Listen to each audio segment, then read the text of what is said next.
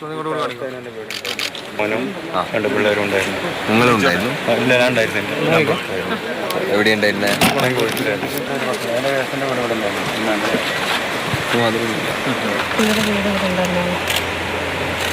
നിന്റെ വീട് ഇന്ന സ്ഥലമാണ്.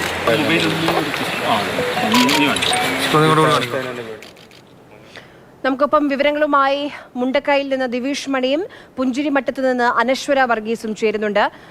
ആദ്യം ദിവിഷിലേക്കാണ്. ദിവിഷ്, ഇപ്പം നമ്മുടെ സ്ക്രീനിൽ ഒരു മനുഷ്യനെ കാണുന്നുണ്ട്. ആ മനുഷ്യൻ ഒരുപക്ഷെ അദ്ദേഹത്തിന്റെ ആയുസ് മുഴുവൻ എടുത്ത് സമ്പാദിച്ച ആ സ്വപ്ന വീട്, അതിന്റെ ഫോട്ടോ അദ്ദേഹം മൊബൈലിൽ കാണിക്കുന്നുണ്ട്. ഒരുപക്ഷെ ആ വീട് ഇരുന്ന സ്ഥലത്തിരുന്നു കൊണ്ടാണ് ആ വീട്, ഇതായിരുന്നു എൻ്റെ വീട്, ആ കാര്യങ്ങളൊക്കെ പറഞ്ഞു തരുന്നത്.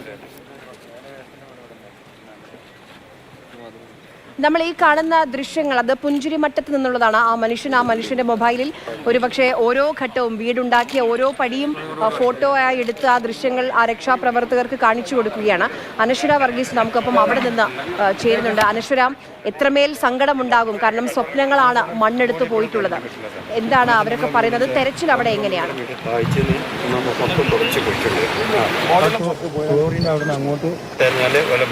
ഇവിടെ പുഞ്ചിരിമട്ടത്തുള്ള തെരച്ചിൽ, കടാവർ നായയെ കൊണ്ടുള്ള തെരച്ചിൽ ഇവിടെ ഏകദേശം അവസാനിപ്പിച്ച സമയത്താണ് നമ്മൾ ഇപ്പോൾ ദൃശ്യങ്ങളിൽ കാണാമെന്ന് തോന്നുന്നു. അബ്ദുൾ ലത്തീഫ് എന്ന് പറയുന്ന ഒരു വ്യക്തിയെ നമ്മൾ കാണുന്നത്.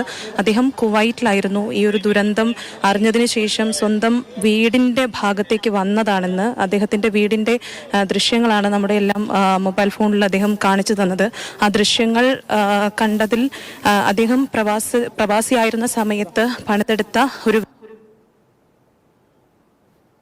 എന്നുള്ളതാണ്. പാറക്കെട്ടുകൾ മാത്രമാണുള്ളത്. അദ്ദേഹത്തിന്റെ കുടുംബത്തിൽ 5 or 6 പേരെ ഇനിയും പാടെ കിട്ടിയത് അദ്ദേഹത്തിന്റെ ബന്ധുവായിട്ടുള്ള ഒരു വ്യക്തിയും അദ്ദേഹത്തിന്റെ ഭാര്യ അറിയാതെ അദ്ദേഹം നിൽക്കുന്ന ഒരു കാഴ്ചയാണ്. ആ സമയത്താണ് നോർത്ത് സോൺ IG ആയിട്ടുള്ള സേതുരാമൻ സാർ അദ്ദേഹത്തോട് സംസാരിക്കാൻ വേണ്ടി വന്നത്. അതാണ് ഇപ്പോൾ അവർ തമ്മിൽ സംസാരിച്ചുകൊണ്ടിരിക്കുകയാണ്. ഇവിടെ ഇനിയിപ്പം ജനകീയ തിരച്ചിൽ നടത്തുന്ന സമയത്ത് എന്തെങ്കിലും കിട്ടുമോ എന്നുള്ള, അങ്ങനെയെങ്കിലും ഒരു പ്രതീക്ഷയിലാണ് അദ്ദേഹം നിൽക്കുന്നത്. അദ്ദേഹം നമ്മളോട് സംസാരിക്കുന്നുണ്ട്. പക്ഷേ ആ കണ്ണുകൾ കണ്ടിലറിയാം, അല്ലെങ്കിൽ ആ ദൃശ്യങ്ങൾ, ആ ഫോൺ നോക്കിയിട്ട് ഇങ്ങനെ കാണിച്ചു തരാണ്. ഇതാണ് ഞാൻ പണിത വീട്, ആ വീട് ഇതായിരുന്നു, ആ വീട് ഇവിടെയാണ് ഇരുന്നത് എന്ന് പറഞ്ഞിട്ട് അദ്ദേഹം ആ പാറപ്പുറത്തിരിക്കുന്ന ഒരു ദൃശ്യം കണ്ടിട്ടാണ് നമ്മൾ അങ്ങോട്ട് ചെല്ലുന്നത്. സംസാരിക്കുന്നുണ്ട്. കാരണം അതാണ് എനിക്ക് അവരെ ജീവനോടെ കിട്ടില്ല എന്നുള്ളത് അദ്ദേഹത്തിന്റെ ഒരു മീസാൻ കല്ലിടാനെങ്കിലും ആളെ കിട്ടുമോ എന്നുള്ള ഒരു പ്രതീക്ഷയിലാണ് സംസാരിച്ചുകൊണ്ട് വെക്കുന്നത്. നമുക്ക് അദ്ദേഹത്തോടൊന്ന് നേരിട്ട് സംസാരിക്കാൻ ശ്രമിക്കാം.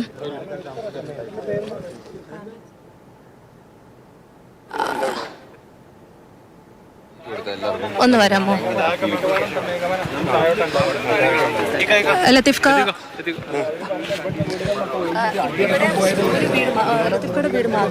അല്ല, എൻ്റെ വീട് മാത്രമല്ല, എൻ്റെ വീട് ഇവിടെ ഉണ്ടായിരുന്നു. എൻ്റെ ജ്യേഷ്ഠൻ്റെ വീട് എൻ്റെ തൊട്ടായിരുന്നു. എൻ്റെ തൊട്ടപ്പുറത്ത് ഇങ്ങോട്ട് ഇവിടെയൊക്കെ വീടായിരുന്നു. അപ്പോൾ നമ്മൾ നിൽക്കുന്ന ഒരു വീടിൻ്റെ തറൻ്റെ മുകളിലാണ്. കോഴിക്കോട് വീടായിരുന്നു. എൻ്റെ മോളെ വീടായിരുന്നു അതിൻ്റെ മുകളിൽ നിൽക്കുന്നത്. അവരെ വീടിൻ്റെ അവശിഷ്ടങ്ങളൊക്കെ ആ കുളത്തിലുള്ളത്. ആ കുളത്തിലോട്ട് മറിച്ചിട്ടിട്ട് അതിൻ്റെ തൊട്ടപ്പുറത്തെ ഒരു വീട്ടിൽ 2 പേര് മിസ്സിങ് ആയിരുന്നു. അപ്പോൾ അവരെ തരാൻ വേണ്ടിയിട്ട് അതെങ്ങനെ അവിടെ ഒലിച്ചാണ് വന്നത്. അവിടെയൊക്കെ എസ്റ്റേറ്റ് ആയിരുന്നു, കാപ്പിത്തോട്ടങ്ങളായിരുന്നു. ഈ ലൈൻ ഇങ്ങനെ വീടായിരുന്നു, 4-5 വീടുണ്ടായിരുന്നു. ആ വീട്ടിലൊക്കെ എല്ലാവരും മിസ്സിങ് ആണ്. ഇപ്പോൾ ഇനിയും ഒരുപാട് പേര് മിസ്സിങ് കിട്ടാനുണ്ട്.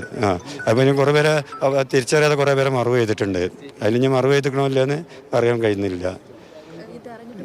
അത് അറിഞ്ഞിട്ട് ഞാൻ 27 വർഷമായി. ഞാൻ വന്ന് പോയിട്ട് ഇപ്പോൾ 2 മാസമായിട്ടേ ഉള്ളൂ. 2 മാസമായിട്ട് വന്ന് പോയിട്ടുള്ളൂ.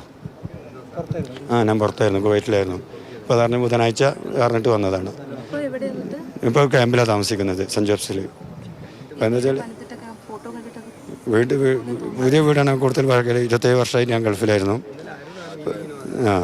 നമ്മൾ അധ്വാനത്തിൻ്റെ ബാക്കി അതേ ഉള്ളൂ, വേറെ ഒന്നുമില്ല. വീട് ഇതാണ് നമ്മളെ വീടുണ്ടാക്കിയത്. നമ്മളെ മോളെ കെട്ടിച്ച് അങ്ങോട്ടായിരുന്നു. അവർക്കും ഇതേപോലെ തന്നെ പെങ്ങളെ മോളെ വീടായിരുന്നു ഇവിടെ താഴെ ഉണ്ടായിരുന്നത്.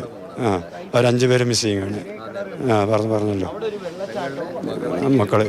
മരുമക്കളൊക്കെ നമ്മളെ മരുമക്കളൊക്കെ ആയിട്ട് നമ്മളെ കൂടെ റിലേഷൻ തന്നെ ഇവിടെ പോയത്.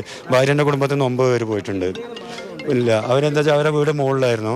അവരിവിടെ വന്നിട്ട് മുണ്ടക്കൈ ടൗണിൽ കോട്ടേഴ്സിലോട്ട് മാറിയതായിരുന്നു. കോട്ടേഴ്സ് അടക്കം ലാലേട്ടായിട്ട് പേടിച്ചിട്ട് സാധാരണ കൂടുതൽ മഴ നിൽക്കാതെ പെയ്യുന്നുണ്ടപ്പോൾ അവർ മുണ്ടക്കൈ ടൗണിലോട്ട് മാറിയതായിരുന്നു. ആ ടൗണിൽ നിന്ന് അവർ പള്ളീൻ്റെ അവിടെ നിന്ന് അവരെല്ലാം പോയി. 2 പിള്ളേർ മാത്രമേ ബാക്കിയത്. ഒരു 12 വയസ്സായ മോനും 2.5 വയസ്സായ മോളും. അവരിപ്പോൾ ഹോസ്പിറ്റൽ ഇവിടെ ഉണ്ട്, ക്യാമ്പിലുണ്ട്. റിലേഷൻ മറ്റുള്ള കുടുംബങ്ങളുണ്ട്, അവരുടെ കൂട്ടത്തിൽ ക്യാമ്പിലാണ് താമസിക്കുന്നത്. ഇപ്പോൾ പുറത്താരുമില്ല. അപ്പോൾ അങ്ങോട്ട് വന്നതാണ് രാവിലെ.